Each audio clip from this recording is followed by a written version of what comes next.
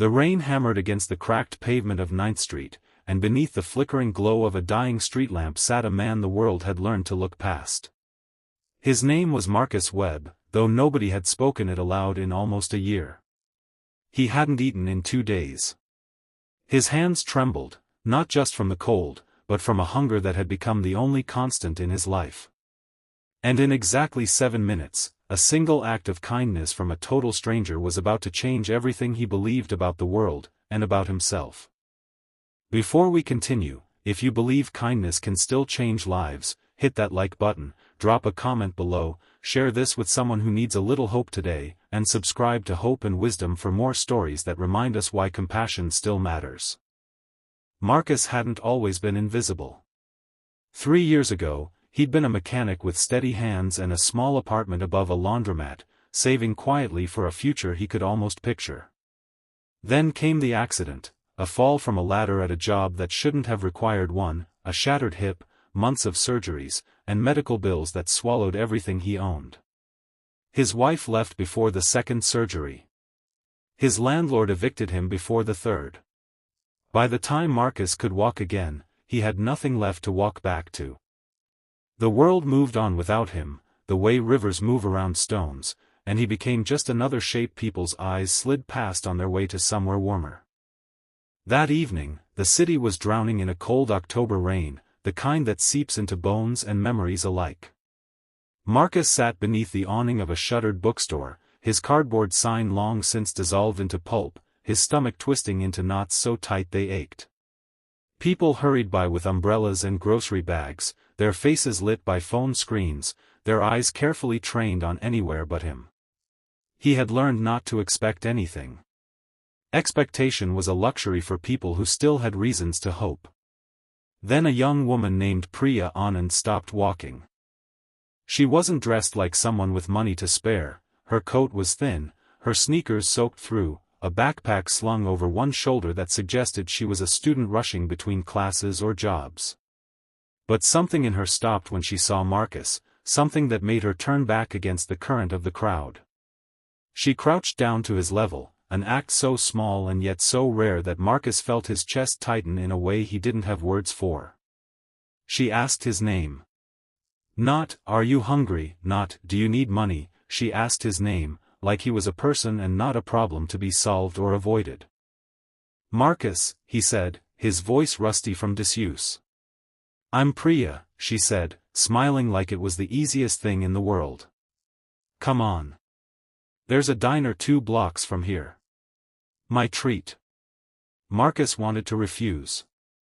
Pride, even stripped down to its last threads, still whispered that he should say no, that he didn't need charity, that he could manage.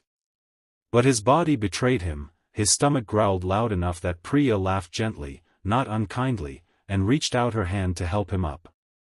It was the first time in 11 months that another human being had touched him without flinching. Inside the diner, warm light spilled over cracked vinyl booths, and the smell of coffee and frying eggs wrapped around Marcus like a blanket he'd forgotten existed. Priya ordered him a full meal, eggs, toast, soup, a slice of pie, and something curious happened as they sat there. She didn't just buy him food and leave. She stayed. She asked him questions about his life before the streets, about the mechanic shop he used to love, about the wife who left and the hip that never fully healed. And for the first time in years, Marcus talked. Really talked.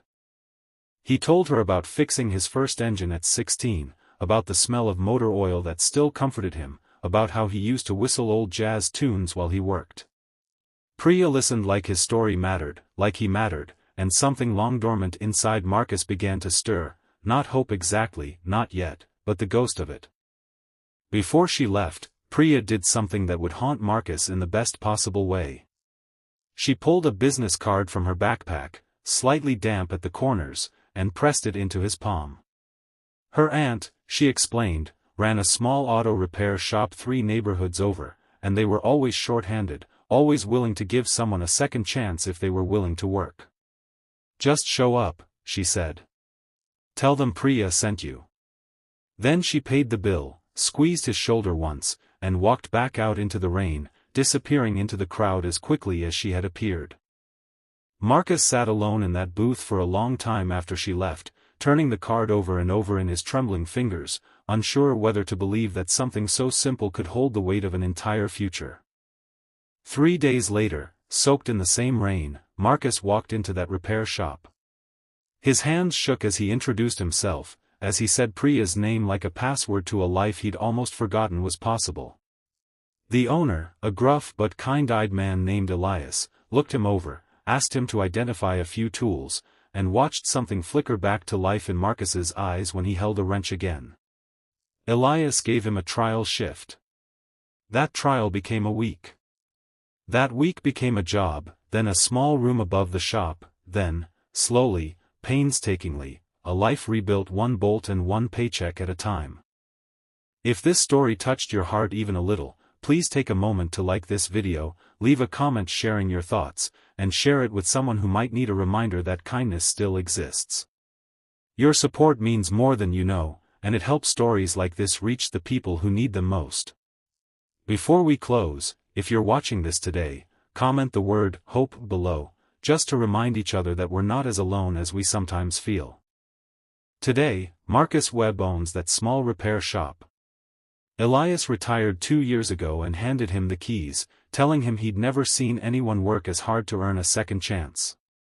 And on the wall above his workbench, laminated and slightly faded, hangs a single business card, the first piece of kindness that ever found its way back to him, proof that sometimes, a stranger's small choice to stop walking can rewrite the entire direction of someone's life.